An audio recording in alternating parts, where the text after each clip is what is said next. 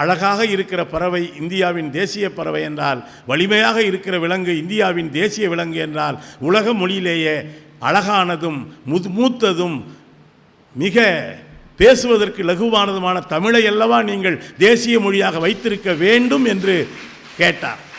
கல்வி இன்றைக்கு எந்த அளவுக்கு தமிழ்நாட்டிலே உயர்ந்திருக்கிறது என்று சொன்னால், 1947 நாடு விடுதலை பெற்ற பிறகு தமிழ்நாட்டினுடைய முதலமைச்சராக பிறகு பொறுப்பேற்ற பெருந்தலைவர் காமராஜர் அவர்களுடைய ஆட்சி காலத்தில் தமிழகத்தில் ஏராளமான பள்ளிக்கூடங்கள் திறக்கப்பட்டன. ஆரம்ப பள்ளிக்கூடங்கள், துவக்க பள்ளிக்கூடங்கள். அநேகமாக இன்றைக்கு தமிழ்நாட்டில் பள்ளிகள் இல்லாத ஊரே இல்லை என்று சொல்லலாம்.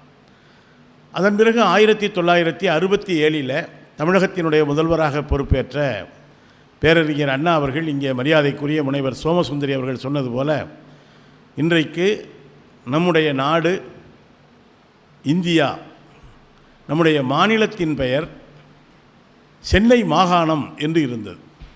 இந்த சென்னை மாகாணத்தில் இன்றைக்கு இருக்கக்கூடிய ஆந்திராவின் ஒரு பகுதி, கேரளத்தின் ஒரு பகுதி, கர்நாடகத்தின் ஒரு பகுதி, இவையெல்லாம் இணைந்து தான் அன்றைக்கு சென்னை மாகாணம் என்று பெயர் இருந்தது. இந்த சென்னை மாகாணம் என்பது ஆங்கிலேயர்கள் வைத்த பெயர், நம்மை ஆண்ட பிரிட்டிஷார் வைத்த பெயர். அதற்கு தமிழ்நாடு என்று பெயர் சூட்ட வேண்டும் என்று விருதுநகர் தியாகி சங்கரலிங்கனார் உண்ணா நோன்பிருந்து உயிர் நீத்தார்.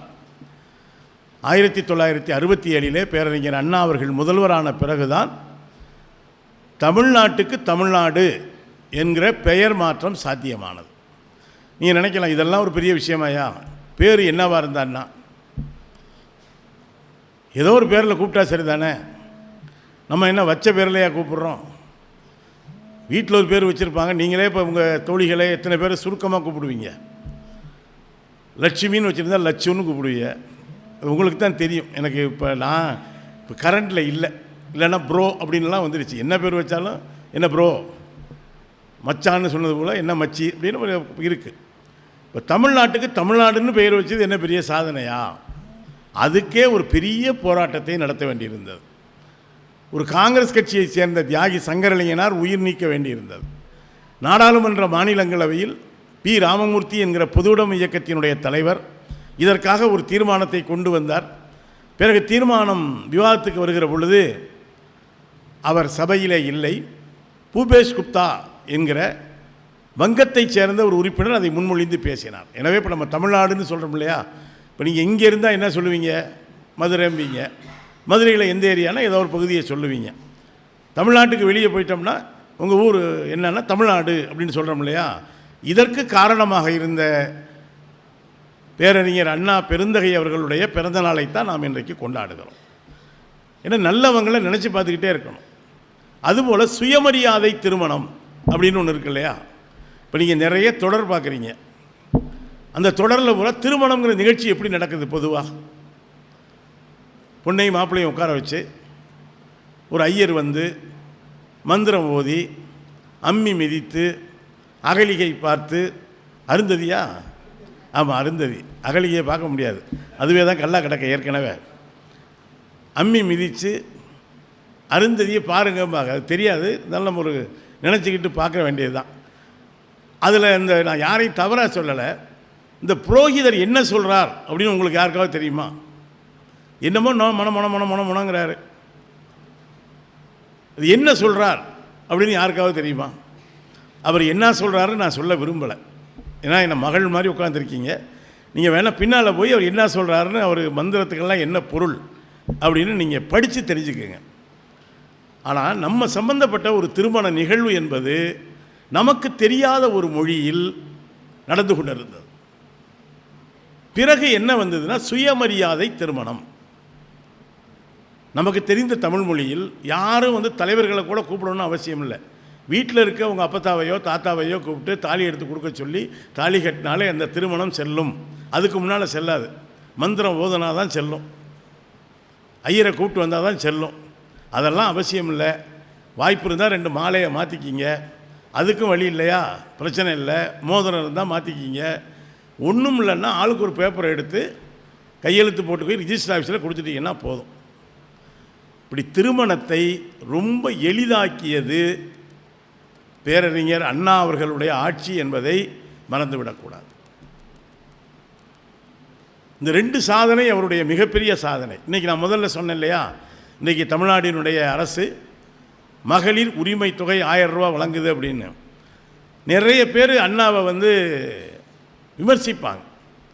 அவர் தான் தேர்தலில் முதலாக பொய்யான வாக்குறுதியை கொடுத்துட்டாரு. ரூபாய்க்கு 3 படி அரிசி போடுறேன்னு சொன்னார், போடவே இல்லை. அது என்ன ஒரு வேடிக்கைன்னா, அவர் சொன்னது 1 ரூபாய்க்கு 1 படி அரிசி தான். அவரை பிடிக்காத எதிர்க்கட்சிக்காரங்க என்ன கிளப்பி விட்டாங்கன்னா, அண்ணா 3 படி அரிசி தரேன்னு சொல்கிறாரு. நீங்கள் ஒரு அரசியல் தலைவருக்கு எவ்வளவு சாமர்த்தியமும் சாதுரியமும் இருக்கணும்னா, இவர் மாட்டட்டும்னு சொல்லி அவங்க ரூபாய்க்கு 3 படி அரிசி அப்படின்னு கிளப்பிவிட்ட உடனே அது மக்கள்கிட்ட தீயாக பிடிச்சிருச்சு. அண்ணாவே என்ன சொல்லிட்டாரு, அப்போ சரி ரூபாய்க்கு 3 படி அரிசி தர்றேன்ட்டார். இன்றைக்கி அரிசிங்கிறது ரொம்ப சாதாரணமானது. ஆனால் அன்னைக்கு அரிசி இங்கே அரிசி தட்டுப்பாடு இருந்த காலம். ஆனால் ஒரு இடத்துல துவக்கி வச்சாங்க. பிறகு இப்போ இன்றைக்கி பார்த்திங்கன்னா மாதம் 20 கிலோ அரிசி நியாய விலை கடைகளில் இலவசமாக தருது. எதுக்காக சொல்கிறேன்னா, இன்றைக்கு நான் இப்போ சகோதரி பேசுனாங்க நல்ல தமிழில் தான் பேசுனாங்க. உலக தமிழ் சங்கம்னு வச்சுருக்கோம், தமிழ் இலக்கிய மன்றம்னு வச்சுருக்கோம், தலைவர் அவர்களே அப்படின்னு சொல்கிறோம், வணக்கம் அப்படின்னு சொல்கிறோம். இதே ஒரு 50 இல்லை, ஒரு 60-70 ஆண்டுகளுக்கு முன்னால் எப்படி தெரியுமா பேசியிருப்பார்? இங்கே வருகை தந்திருக்கக்கூடிய அக்ராசனர் அவர்களுக்கு என்னுடைய நமஸ்காரத்தை தெரிவித்து கொண்டு, இப்படித்தான் இருந்துச்சு தமிழ் ஒரு காலத்தில். திராவிட இயக்கம் வளர்வதற்கு முன்னால் தமிழ் இப்படித்தான் இருந்தது.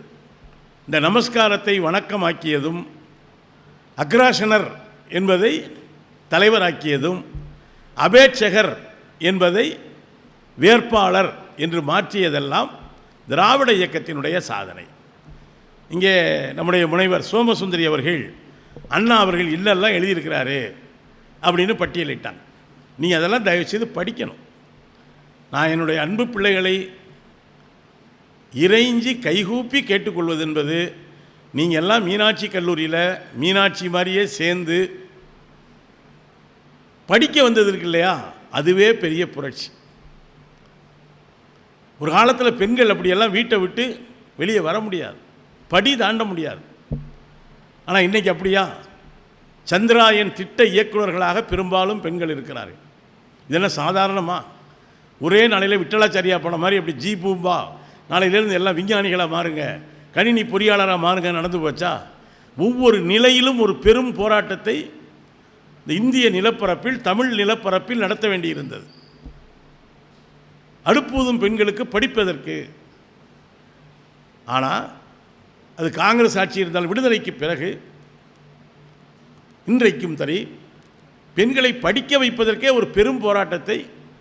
அதனால் என்ன கேட்டேன், அந்த அண்ணாவினுடைய புத்தகங்களை எல்லாம் தயவு செய்து படிங்க. எல்லாரையும் படிக்கணும். அண்ணா புக்கமில் அண்ணாவை படிங்க, கலைஞரை படிங்க, அம்பேத்கரை படிங்க, பெரியாரை படிங்க, திருக்குறளை படிங்க, எதை வேணாலும் படிங்க. ஆனால் தயவு செய்து படிங்க. இப்போ நான் படிங்க அப்படின்னு சொன்னால் உங்களுக்கு என் மேலே கோவம் வந்தால் வந்த வேலையை பார்த்து போக வேண்டியதானே. அதுவும் இந்த செல்ஃபோன் வந்த பிறகு நம்மளால் ஒரு 5 நிமிடத்துக்கு மேலே எதையும் புத்தகத்தை எடுத்து படிக்க முடியலை. என்ன வாட்ஸ்அப் வந்திருக்கு, ஃபேஸ்புக்கில் நம்ம போட்ட பதிவுக்கு எத்தனை லைக் வந்திருக்கு. அதாவது ஒருத்தர்கிட்ட ஃபோன் இருந்தால் ஒரு ஆய்வு என்ன சொல்லுதுன்னா, 3 நிமிடங்களுக்கு மேல் அவர்களால் அந்த ஃபோனை தொடாமல் இருக்க முடிவதில்லை. நீங்களே டெஸ்ட் பண்ணி பாருங்கள், என்னையும் சேர்த்தான்னு சொல்கிறேன். இப்போ நான் பேச வந்தவன் பேசாமல் வர வேண்டியதானே, எதுக்கு ஃபோனை தூக்கிட்டு வர்றேன்? கைப்பிள்ளையை தூக்குற மாதிரி என்னை அறியாமையே பழகிட்டேன். ஆனால் பேரறிஞர் அண்ணா ஒரு புத்தகம் படிக்கிற பொழுது கிடைக்கிற நிறைவு என்பது, இப்போ இது மாதிரி நிறைய புக்கெல்லாம் வந்துடுச்சு. நீங்கள் இப்போ மீனாட்சி கல்லூரியில் வேலை பார்க்குறீங்க, நான் கேட்குறேன்னு தவறாக நினைக்காதீங்க. நடந்து போகிற தூரத்தில் இருக்கிற கலைஞர் நூற்றாண்டு நூலகத்துக்கு எத்தனை பிள்ளைங்க போயிருக்கீங்க? நான் ஒன்றும் கோச்சிக்க மாட்டேன். இவ்வளோ பேர் போயிட்டீங்க. போகாத பிள்ளைகளும் சீக்கிரம் போயிருங்க. உங்களை வந்து ஒரு குற்ற உணர்ச்சிக்கு ஆளாகிறதுக்காக நான் கேட்கல. பக்கத்தில் உங்களுக்கு கடவுள் நம்பிக்கை இருந்தால் மீனாட்சி அம்மன் கோயிலுக்கு போகிறது எவ்வளோ முக்கியமோ அதே அளவுக்கு முக்கியம். நீங்கள் மதுரையில் பிறந்த நம்மளாம் உண்மையிலேயே கொடுத்து வச்சவங்க. ஏன்னா சென்னையில் அண்ணா நூற்றாண்டு நூலகத்தை பார்க்குற பொழுதெல்லாம் எனக்கு ஒரு மாதிரி பொறாமையாக இருந்துச்சு. என்னையா மெட்ராஸ்காரங்க மட்டும்தான் மனுஷங்களாம், நம்ம மனுஷங்க கிடையாதா? அதற்கு நிகரான ஒரு நூலகம் இன்றைக்கு கலைஞர் நூற்றாண்டு நூலகம் அமைஞ்சிருக்கு. அங்கே போங்க, நல்லா உங்களுக்கு புத்தகம் எடுத்துகிட்டு போகணும் கூட அவசியம் இல்லை. உங்கள் புத்தகத்தை கொண்டு போயும் படிக்கலாம். எவ்வளவு பெரிய அறிவு புதையலாக அமைஞ்சிருக்கு. போய் நல்லா சுற்றி பாருங்கள். படிக்காட்டி கூட பரவாயில்ல. புத்தகங்களோடு ஒரு பழக்கத்தை, அறிமுகத்தை ஏற்படுத்தி கொள்ளுங்கள். இப்போ சகோதரி சொன்னாங்கல்ல, நமக்கெல்லாம் ஒரு அசைன்மெண்ட்டு கொடுத்தாலே போகிற அவசரத்தில் அன்றைக்கி ஒரு தங்கச்சியை பார்க்குறேன், டவுன் பஸ்லேயே எழுதிக்கிட்டு வருது அசைன்மெண்ட்டை. ஆனால் அண்ணா ஓர் இரவு என்கிற ஒரு நாடகத்தை ஒரு இரவுக்குள்ளேயே எழுதி முடித்திருக்கிறார். ஓர் இரவுன்னு ஒரு நாடகம் இப்போ கூட புத்தகமாக இருக்குது, படித்து பாருங்கள். அருமையான வேலைக்காரின்னு ஒரு நாடகமாகவும் வந்தது, சினிமாவும் வந்தது. இப்போ சொன்னாங்கல்ல, கடமை, கண்ணியம், கட்டுப்பாடு, சட்டம் ஒரு இருட்டறை, அதில் வழக்கறிஞர்களின் வாதம், கத்தியை தீட்டாதே தம்பி புத்தியை தீட்டு. எனக்கு கொடுத்த தலைப்பு அண்ணா என்கிற பேச்சாளர் தான். இங்கே நிறைய பேர் பேச்சாளர்கள் இருப்பீங்க. அண்ணாவினுடைய பேச்சாற்றலுக்கு நிறைய உதாரணம் சொல்ல முடியும். ஒரு நாள் முழுவதும் கூட தொடர் சொற்பொழிவு மாதிரி ஆற்ற முடியும். அது அவசியம் இல்லை. எனக்கு குடிச்சிருக்க நேரம் 40 நிமிஷம் தான். 40 நிமிஷம் முடிஞ்சோடனே நீங்களே கையை தூக்கிடலாம். ஐயா போதுமையா, கடையை சாத்துங்கய்யா அப்படின்னு. ஏன்னா நேரம் பொன் போன்றதுன்னு சொல்லுவாங்க. கியாப்பே விஸ்வநாதம்னு ஒரு பெரிய தமிழ் அறிஞர், அவர் சொல்கிறார், நேரம் உயிர் போன்றதுங்கிறார். ஏன்னா பொண்ணை கூட வைக்கலாம், அடகு வைக்கலாம், மீட்கலாம், என்ன வேணாலும் பண்ணலாம். உயிர் போயிடுச்சுன்னா திரும்ப கிடைக்குமா? இப்போ ஒரு 40 நிமிஷம் நான் பேசுகிறேன் அப்படின்னு சொன்னால் அது என் உயிர் சம்மந்தப்பட்ட பிரச்சனை மட்டும் இல்லை, அதில் உங்கள் உயிரும் சம்மந்தப்பட்டிருக்கு. நீங்கள் எல்லாம் முடிஞ்சு பாதுகாப்பாக எழுந்திரிச்சு போகணும்.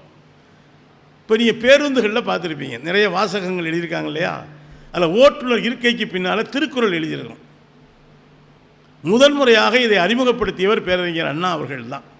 நீங்கள் மனப்பாடம் பண்ணாட்டி கூட நீங்கள் பேருந்தில் பார்த்த ஒரு திருக்குறள் படித்தா கூட, என் நன்றி கொண்டார்க்கு உய்வுண்டாம் உய்வில்லை, செய் நன்றி கொன்ற மகற்கு. நன்றி மறப்பது நன்றல்ல, நன்று அல்லது அன்றே மறப்பது நன்று. அப்போ ஒரு குறள் என்ன எழுதி வச்சுருந்தாங்கன்னா, பேருந்தில், யாகாவார் ஆயினும் நாகாக்க காவாக்கால் சோகப்பர் சொல் இழுக்கப்பட்டு. இந்த குறளை அண்ணா வந்து இப்போ ஆட்சியில் எழுதியிருந்தாங்க. ஒரு எதிர்க்கட்சி உறுப்பினர் கேட்டார், அண்ணா உங்கள் ஆட்சியில் வந்து பேருந்துலலாம் திருக்குறள் எழுதியிருக்கீங்களே, இந்த குறளுக்கு என்ன பொருள்னு நான் சொல்ல வேண்டியதில்லை. குறள் ரொம்ப எளிமையானது தான். யாராக இருந்தாலும் நாக்கை காக்கணும், இல்லைன்னா தேவையில்லாமல் பேசணும்னா அதற்குரிய பலனை அனுபவிக்கத்தான் வேணும். அதனால தான் தமிழில் ஒரு சொல் வெல்லும் ஒரு சொல் கொல்லும்னு சொல்கிறார். அண்ணாவை கேட்குறார், இப்படி எழுதி வச்சுருக்கீங்களே, இது யாருக்கு எழுதுனீங்க?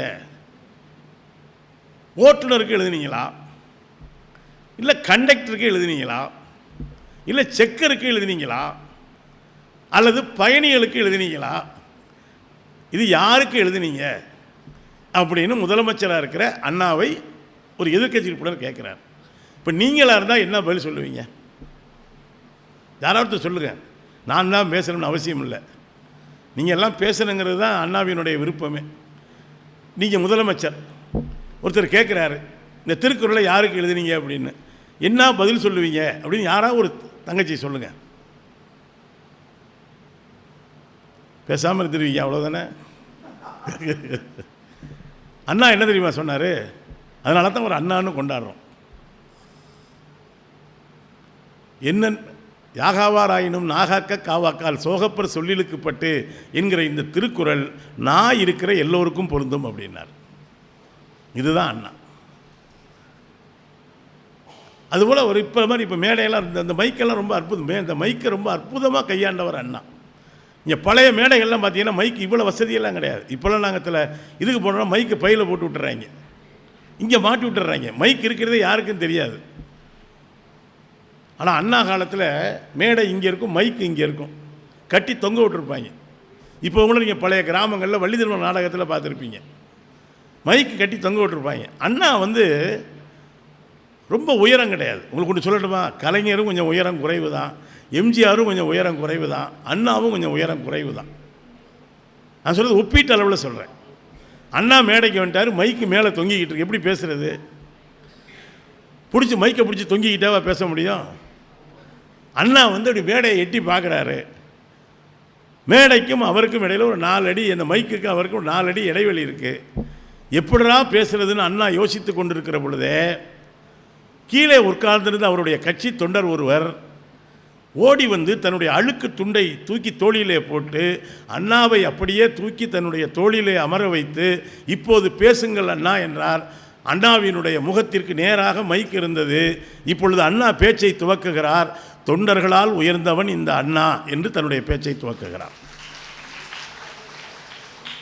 நீங்கள் அண்ணா அவர்களும் சரி, கலைஞர் அவர்களும் சரி, பெரியாரும் சரி, இந்த சமயோகிதமாக பேசுகிறது இருக்கு இல்லையா, அதில் வந்து அண்ணா அடிக்க ஆள் கிடையாது. ஒரு இதில் ஒரு நீங்கள் கூட தயவு செய்து சைவ உணவு அசைவ உணவுலாம் சொல்லாதீங்க. மரக்கறி உணவு, இறைச்சி உணவு, மீன் உணவுன்னு சொல்லுங்கள். உணவில் சைவம் அசைவமெல்லாம் கிடையாது.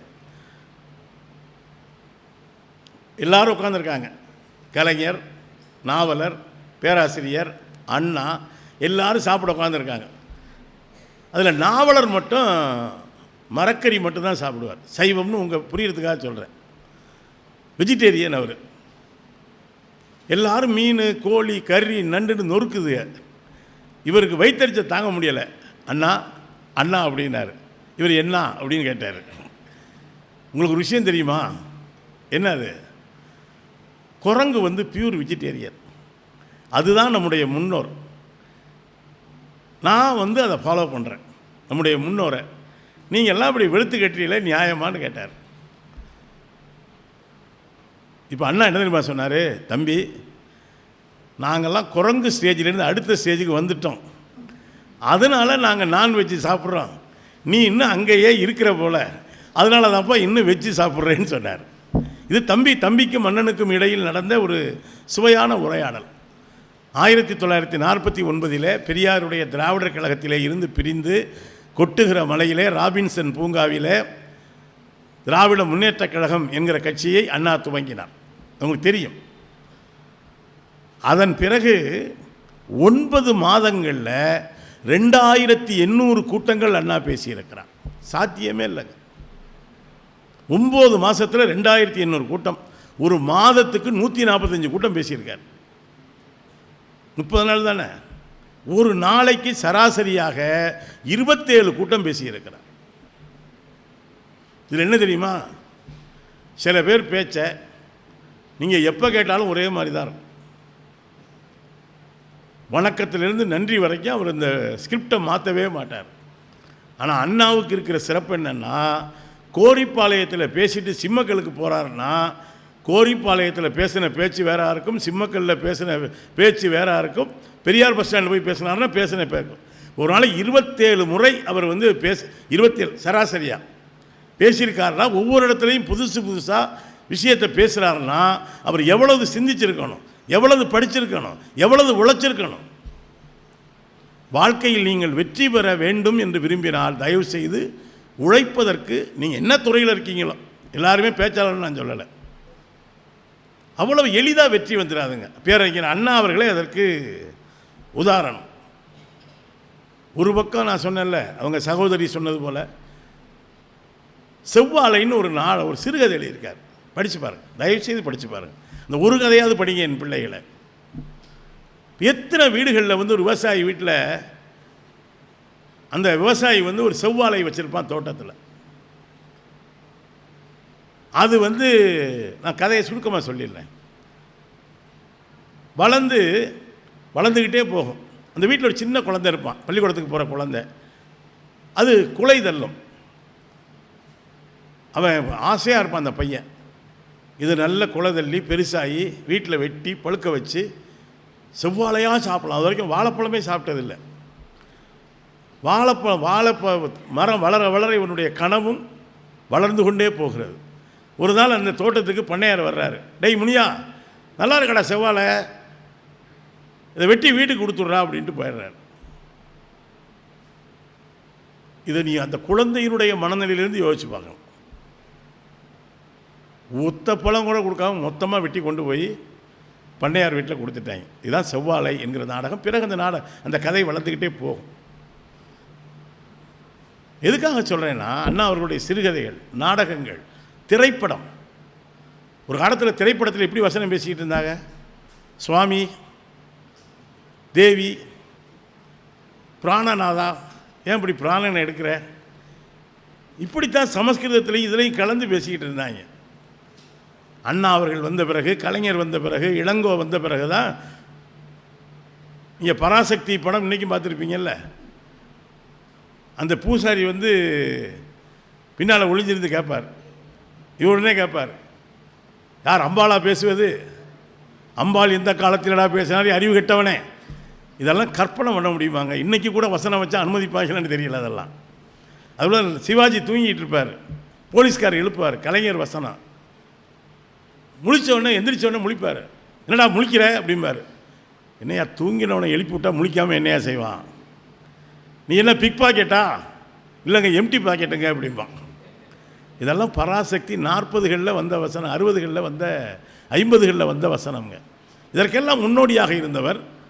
தமிழை எளிமையாக, இனிமையாக எல்லோருக்கும் கொண்டு வந்தவர். இப்போ நான் பேச வந்திருக்கேன், அழகாக கேட்டுக்கிட்டு இருக்கீங்க. அண்ணா தூத்துக்குடியில் ஒரு மீட்டிங் பேச போகிறார். எதிரில் விளக்க மத்த கட்டி தொங்க விட்டுருக்காங்க. எவ்வளோ கோவம் வரணும் ஒரு மனுஷனுக்கு?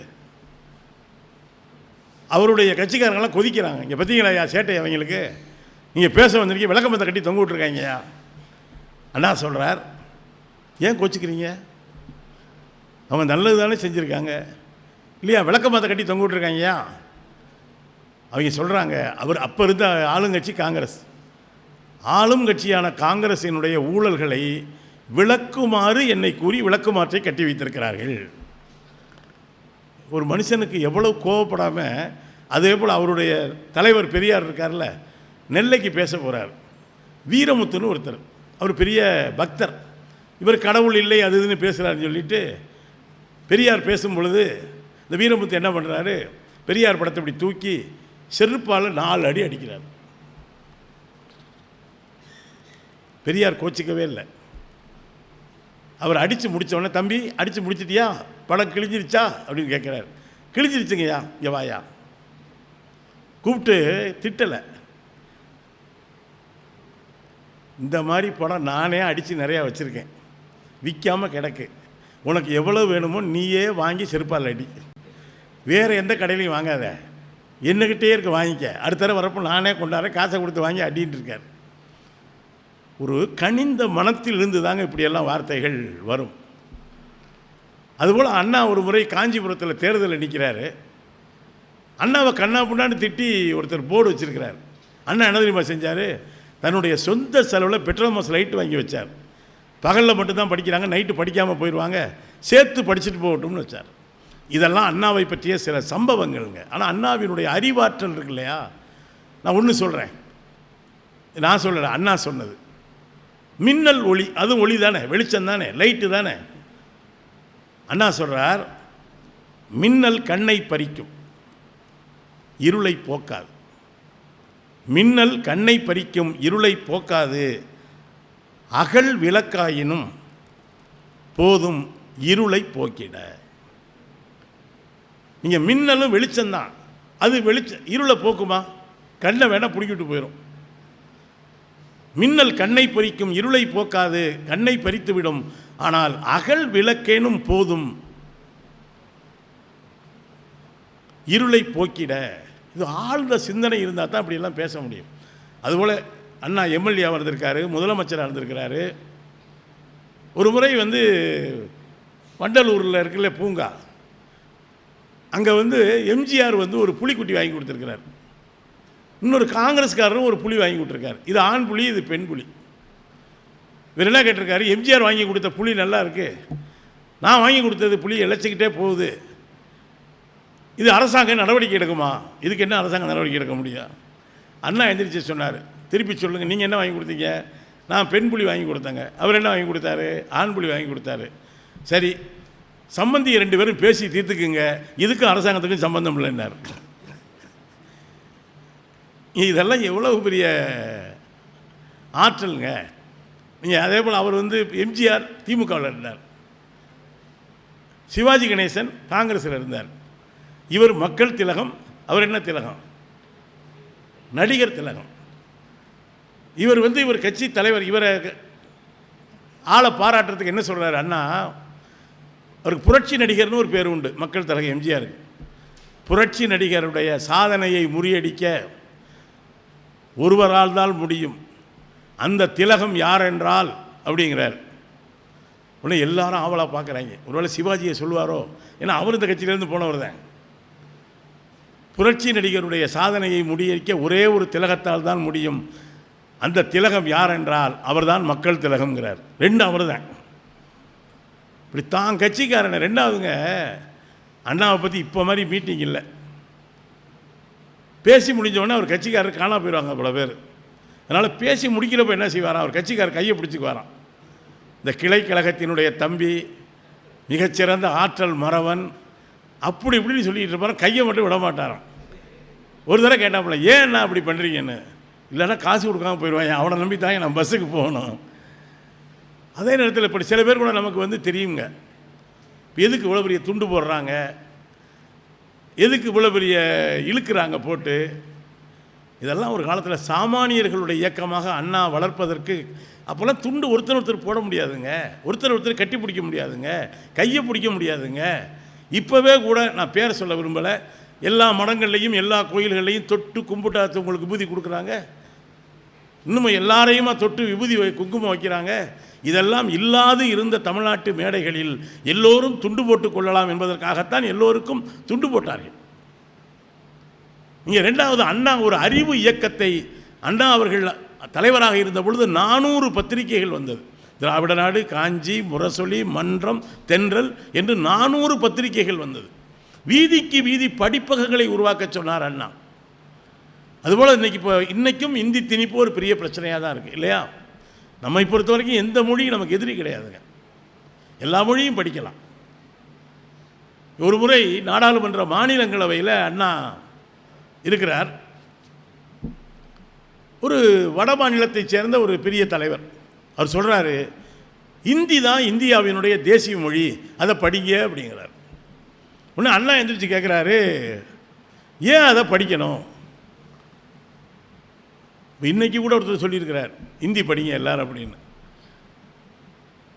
அதுக்கு நம்முடைய முதலமைச்சர் கூட பதில் சொல்லியிருக்காரு, அதுக்குள்ள நான் போகலை. இப்போ நம்ம நடப்பு அரசியலை விட்டுருவோம். இந்தி படிங்க, அதான் தேசிய மொழி.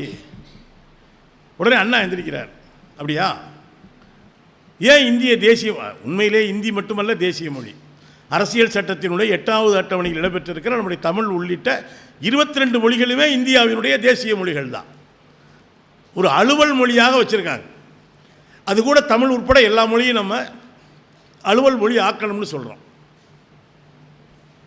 இப்போ நான் ஒன்று கேட்குற தவிர நினைக்காதீங்க, எத்தனை பேருக்கு ஹிந்தி தெரியும் இங்கே இருக்கிற பிள்ளைகளில்? பிள்ளைகளை கேட்டேன், நம்ம பெரியவங்களை பிரச்சனை இல்லை. யாருக்கா ஹிந்தி போட்டு தவறு இல்லைம்மா, உண்மையிலே தெரிஞ்சிருந்தால் கை தூக்குங்க. ஒரு மொழி கூடுதலாக தெரிஞ்சிருக்கிறதுங்கிறது ரொம்ப ரொம்ப நல்லது. ஒரு குழந்தை மட்டும்தான் படிச்சிருக்கீங்க, நல்லது. 2 பேரா? சும்மா ஏன், நான் ஒன்றும் தவறாக கேட்கலையம்மா, நான் உங்களை பெருமைப்படுத்துறதுக்காக கேட்குறேன். நீங்கள் என்னோட நீங்கள் அறிவாளி இல்லை, எனக்கு ஹிந்தி தெரியாது. ரைட், 2 பேருக்கு தெரியும் இல்லையா? வேறு யாருக்கா தெரியுமாம்மா? 3 பேருக்கு தெரியும், நல்லதுமா. வாய்ப்பு இருந்தால் இன்னும் 2 மொழியை கூட படிக்க, ஒன்றும் தப்பு கிடையாது. நான் நிச்சயமாக ஹிந்தி மொழி, உட்காருங்கய்யா தாய் உட்காருங்க. ஆனால் நண்பர்களை என்ன பிரச்சனைனா, உங்களுக்கு ஒரு வாய்ப்பு இருக்குது, படிச்சிருக்காங்க. எனக்கு அந்த வாய்ப்பு இல்லை. நான் படித்தது ஒரு கிராமத்தில் படித்தேன், தமிழே தகராறு. அப்புறம் நான் எங்கே ஹிந்தி படிக்கிறது? அவங்களுக்கு ஒரு வாய்ப்பு இருந்திருக்கு, படிச்சிருக்காங்க. ஆனால் அவங்களா விருப்பப்பட்டு படிச்சிருக்காங்க. இப்போ நான் இங்கே உங்கள்கிட்ட இப்போ திடீர்னு தமிழில் பேசுகிறத நிறுத்திட்டு நானாக இந்திய பாடம் நடத்த ஆரம்பிச்சிட்டேன்னு வைங்க, உங்களுக்கு பிடிக்குமா? உன்னை விரும்பி செய்தால் பிடிக்கும். தேவை ஏற்பட்டால் எந்த மொழியையும் படித்துக்கொள்ள முடியும். நீங்கள்லாம் மீனாட்சி காலேஜில் படிக்கிறீங்க தாய். மீனாட்சி அம்மன் கோயில் வாசலில் ஒரு சில பிள்ளைகள் பாசிமணி ஊசிமணியெல்லாம் வைக்கிறாங்க. 18 பாஷை தெரியும் அவங்களுக்கு. ஏன்? அந்த குழந்தைக்கு பொருள் விற்க வேண்டியிருக்கு, தேவை இருக்குது. 18 பாஷை தெரியும்னா ராமாயணம் மகாபாரதம் தெரியாது, தியாக வரைக்கும் தெரியும். அது மோரையை பார்த்தோன்னே தெரிஞ்சிடும், தெலுங்கா மலையாளமா கன்னடமா இந்தியா பீகாரியா ஒரிசாவா குஜராத்தியான்னு கரெக்டாக கேட்குதில்ல. அப்போ தேவை ஏற்பட்டால் நம்மளும் ஹிந்தி படிச்சுக்கலாம். அப்போ ஆங்கிலம் ஓரளவு தெரியுமில்ல நம்ம எல்லாருக்கும். ஆனால் எல்லாரும் ஹிந்தி படிக்கணும்னாங்க, அதான் பிரச்சனை. தமிழை விட்டுட்டு படிக்கணும்னாங்க. அண்ணா கேட்டார், எதுக்கியா ஹிந்தி படிக்கணும்னு கேட்டார்.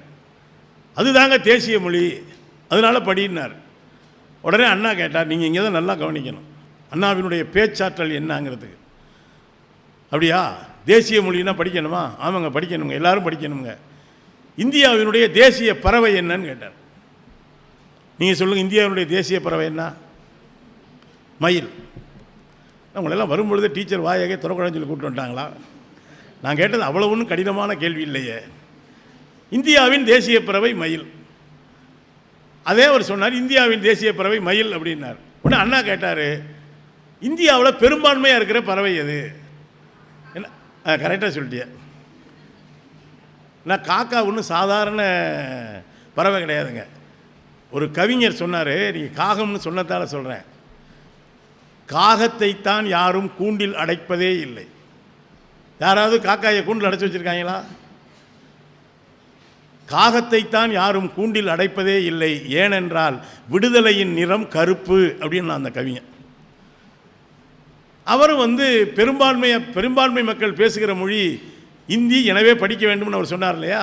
இவர் உடனே கேட்டார், பெரும்பான்மையாக இருக்கிற பறவை என்ன? காக்கா அப்படின்னாரு. அண்ணா கேட்டார், பெரும்பான்மை அடிப்படையில் நீங்கள் காகத்தை தானே இந்தியாவின் தேசிய பறவை என்று அறிவித்திருக்க வேண்டும், பிறகு ஏன் மயிலை அறிவித்தீர்கள் கேட்டார். உடனே அந்த உறுப்பினர் சொன்னார், மயில் ரொம்ப அழகானது, அதனால தேசிய பறவையாக வச்சோம் அப்படின்னார். அண்ணா அடுத்து கேட்டார், இந்தியாவினுடைய தேசிய விலங்கு எது என்று கேட்டார். புலி. அண்ணா திரும்ப கேட்டார், இந்தியாவிலே பெரும்பான்மையாக இருக்கிற விலங்கு எதுன்னு கேட்டார். கரெக்டு, அவங்க தான் எல்லா இடத்துலையும் தெரியுறாங்க. இந்தியாவில் பெரும்பான்மையாக இருக்கிற விலங்கு நாய் என்கிற பொழுது நீங்கள் நாயைத்தானே இந்தியாவின் தேசிய விலங்காக வைத்திருக்க வேண்டும், பிறகு ஏன் புலியை வச்சிங்கன்னு கேட்டார். அதுக்கு அவர் சொன்னார், நாயை போய் யாராவது வைப்பாங்களையா, புலி தான் பார்க்குறதுக்கு வலிமையானது, அழகாக இருக்குது, அதனால் வச்சோம்யா. அண்ணா சொன்னார், அழகாக இருக்கிற பறவை இந்தியாவின் தேசிய பறவை என்றால், வலிமையாக இருக்கிற விலங்கு இந்தியாவின் தேசிய விலங்கு என்றால், உலக மொழியிலேயே அழகானதும் மூத்ததும் மிக பேசுவதற்கு லகுவானதுமான தமிழை அல்லவா நீங்கள் தேசிய மொழியாக வைத்திருக்க வேண்டும் என்று கேட்டார். அண்ணா பேசினார், பிரதமர் நேரு உட்பட உட்கார்ந்து கேட்பாங்க. அப்படி ஒரு பேச்சார். அவருக்கு தமிழில் எவ்வளவு பேசுவாரோ அதை விட அழகாக அற்புதமாக ஆங்கிலம் பேசுவார்.